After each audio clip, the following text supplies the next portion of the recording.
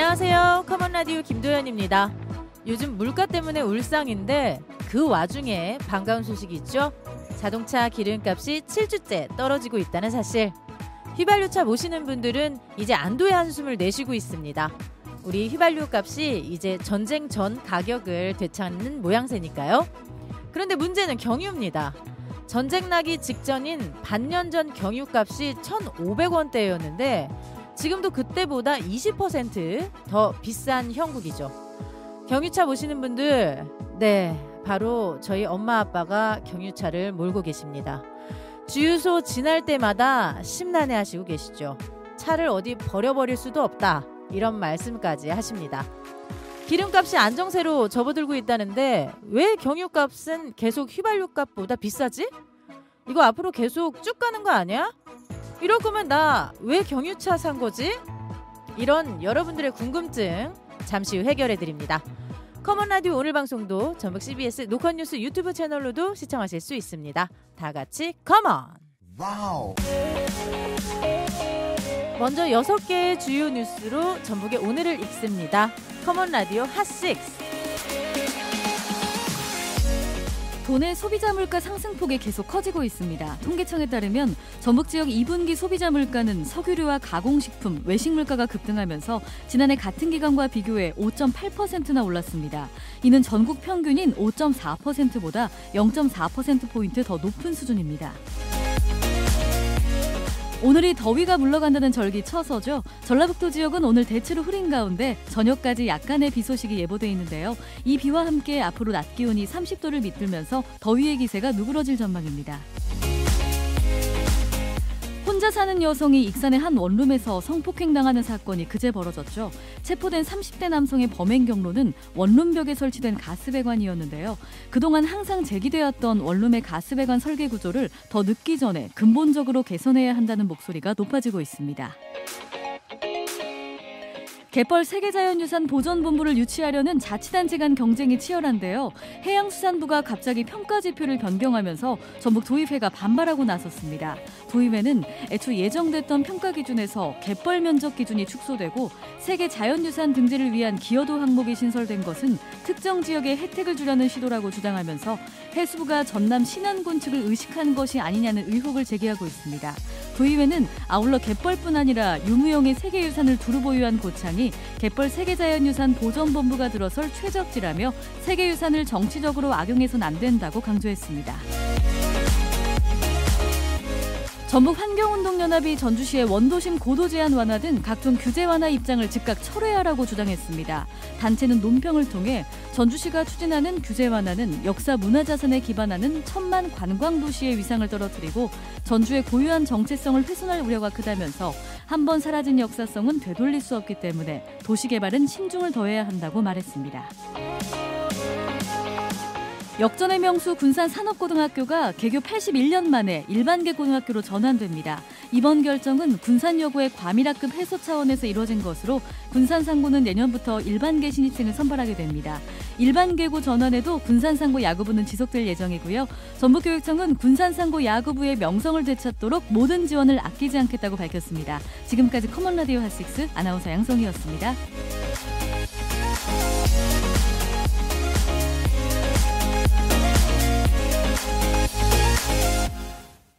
대림대학교 자동차과 김필수 교수님 지금 만나봅니다. 교수님 안녕하세요. 네, 안녕하세요. 네, 국제유가가 하락세로 접어들면서 우리나라 주유소 기름값도 내려가고 있습니다. 제가 오늘 출근하면서 봤을 때도 기름값이 상당히 내려갔어요. 그렇습니다. 네. 예전에 리터당 휘발유 같은 경우 2,000원 넘는 경우도 많이 있어 상당히 부담이 많이 됐었거든요. 네, 맞아요. 최근에 들어와서 1,700~800원까지 이렇게 내려오는 지역별로 조금씩 차이가 있는데요. 네. 보통 국제 유가가 내려가게 되면은 한 2주나 3주 후에 국내 주유소에서 떨어집니다. 그 연동이 시간이 좀 걸리거든요. 네, 네. 최근에 들어와서 많이 떨어졌습니다. 이거는 이제 이 세계적으로 우크라이나 침공으로 인해서 생기는 요인이 급작스럽게 생겼지만은 최근에 이 약간 증산을 했지만은 글로벌 시장이 긴축이 되면서 사용되는 유류량이 좀 줄어들면서 상대적으로 가격이 좀 떨어졌다 이렇게 보시면 됩니다. 그래서 최근에 들어와서는 예전하고 거의 회복되는 거 아닌가라는 좀 좋은 사항이라고 볼 수가 있는데 유류가에 대한 부담이 좀 줄어든 거는 사실이다 이렇게 볼 수가 있는데요. 아마 향후 추이도 유심히 볼 필요가 있다고 볼 수가 있습니다. 네. 2,000원대에서 1,700원대로 떨어져서 많이 떨어졌다라고 생각하지만 이전 기름값에 비해서는 그래도 높은 편입니다. 네. 언제쯤 되면 저희가 이전 우리가 기억했던 그 기름값으로 떨어질까요?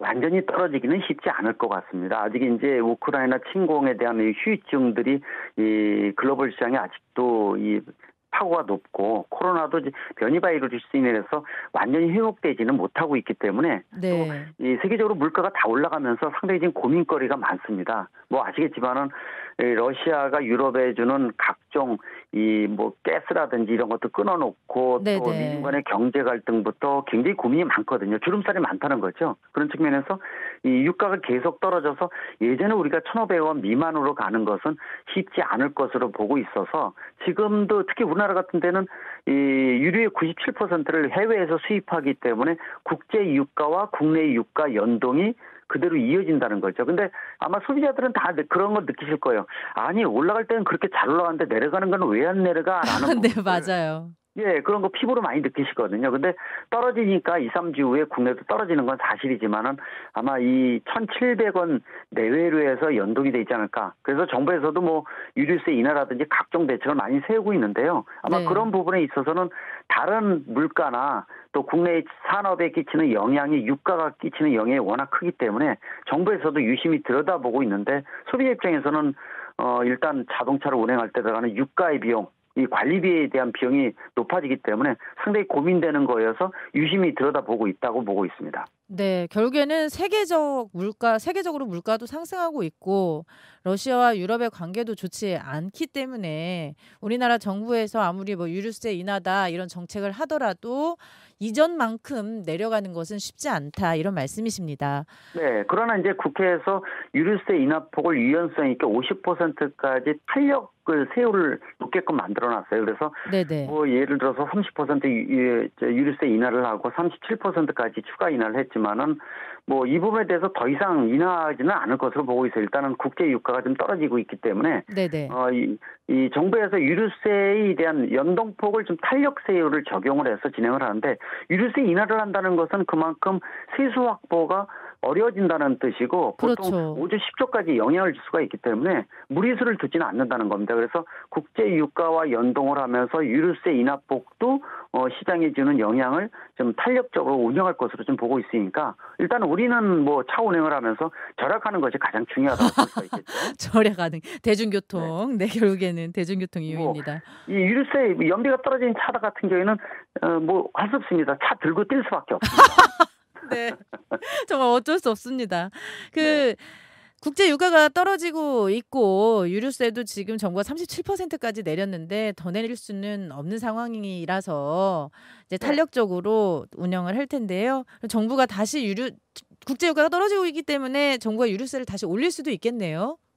올릴 수도 있습니다. 이 부분에 대해서는 일단 50%까지 유류세를 낮출 수 있게끔은 법은 이미 통과가 돼 있기 때문에 유연성을 갖고 운행을 하라는 겁니다. 네. 한 가지 아쉬운 건 아마 느끼실 거예요.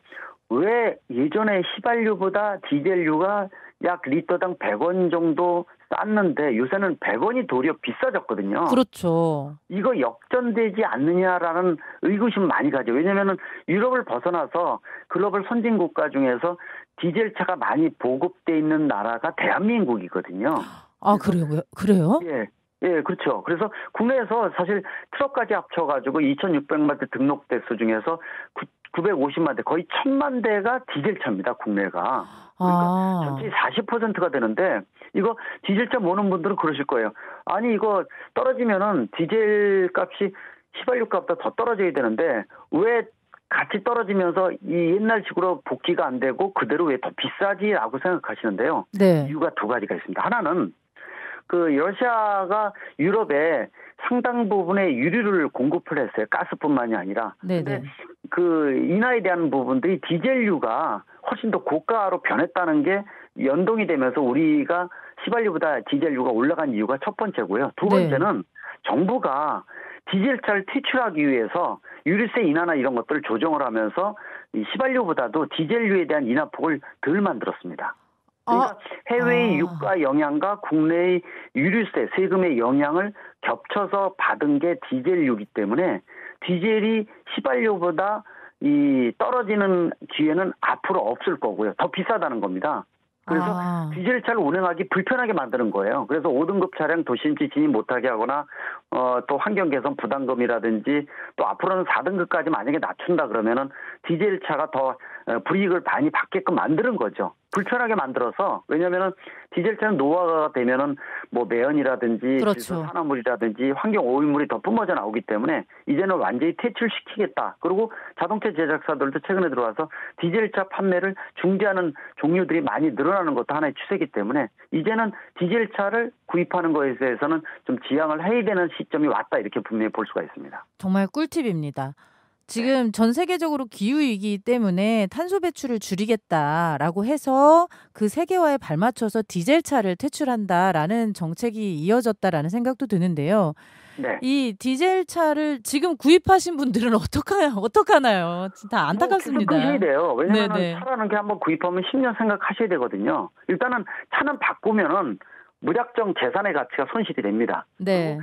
신차를 받아서 1km만 뛰어도 5% 10%가 이 차값이 떨어지거든요. 그래서 디젤차를 지금 어떻게 보면은 마지막 끝물이다 이렇게 보셔야 돼요. 네. 최근에 만약에 디젤차를 구입했다 그러면 끝까지 끄셔야 되는데 이게 이제 이 내연기관차의 기간이 점차 줄어들고 전기차 전환도 빨라지고 있는데 첫 번째 대상이 디젤차의 퇴출이기 때문에 이제는 앞으로 구입할 때는 더더욱 고민을 하셔야 된다라는 거고 이미 구입했다 그러면은 뭐 아껴서 잘 쓰실 수밖에 없습니다. 네. 그러나 그리고 디젤유가 일단은 비싸다는 거. 그래서 아까 말씀드린 대로 유류에 대한 부분들은 비용 부담이 되기 때문에 더더욱 에코드라이버 친환경 경제 운전한다든지 그래서 좀 더 연료를 절약할 수 있는 본인의 방법을 터득하는 것이 중요하다고 볼 수가 있겠죠. 네, 디젤유가 이제 고가로 전환이 됐고 정부 차원에서도 디젤차를 퇴출하기 위한 그런 움직임이 있다는 겁니다. 그래서 상용차 같은 경우, 이제 트럭 같은 경우, 그래서 이제 수소차 얘기가 계속 나오고 있는 모양입니다. 네, 근데 상당히 좀 고민이 됩니다. 왜냐하면은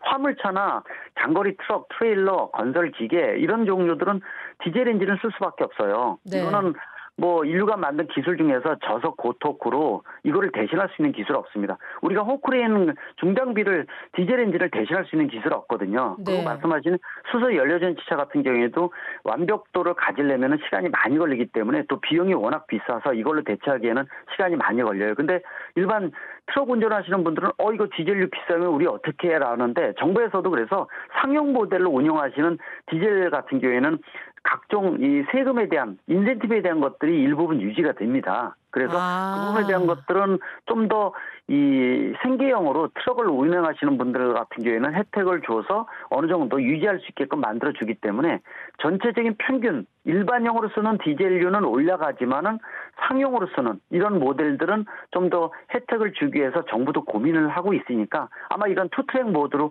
가는 부분들 그러나 중장기적으로는 디젤차를 퇴출한다. 트럭도 예외는 아니다 이렇게 볼 수가 있는데 그러기 위해서는 시간이 좀 더 필요하고 수소 연료전지 차로 바꾸기 위해서는 기술 개발이라든지 아직 고민거리가 많이 있기 때문에 이 부분에 대한 여유는 좀 있다고 볼 수가 있습니다. 네. 무엇보다 수소 연료 전지의 기술 개발에 더욱더 매진해야겠다는 생각이 들고 그리고 이제 화물 연대 이분들이 굉장히 걱정 많이 하셨거든요. 경유가 계속 오르면 우리 진짜 죽으라는 거냐. 다 서민 분들이시기 때문에. 하지만 지금 상용차 경유 쪽은 정부가 굉장히 많은 고민을 하고 있으니까 조금만 더 기다려 주시기 바랍니다. 하지만 개인 경유차 모시는 분들은 뭐 어쩔 수 없네요. 절약하시는 네, 절약하세요. 뭐 네. 되도록 디젤차는 들고 뛰시는 기회가 더 많아요. 먹고 있는데 그러면 안 되겠지만 일단은 그만큼 이제 연료 절약에 대해서 우리가 에코드라이브도 2008년에 친환경 경제운전 도입이 돼 있지만은 우리가 상급 운전이라든지 또는 공회전이라든지 등등해서 연료 낭비가 굉장히 큰 국가이기 때문에 또 이런 부분에 개인적인 친환경 경제운전을 통해서 절약을 하면은 20-30%는 충분히 절약을 할 수가 있습니다. 그러면 한 달에 뭐 10만 원이다 그러면 2-3만 원을 더 아낄 수가 있거든요. 이런 방법도 나름대로 터득하는 것도 중요하다고 강조할 수가 있습니다. 네, 뭐 경유차뿐만이겠습니까? 일반 휘발유 차도 마찬가지입니다. 친환경 경제 운전 해야 되겠습니다. 교수님 말씀 잘 들었습니다. 덕분에 오늘도 많은 궁금증이 해소됐습니다. 오늘 말씀 감사합니다. 네, 고맙습니다.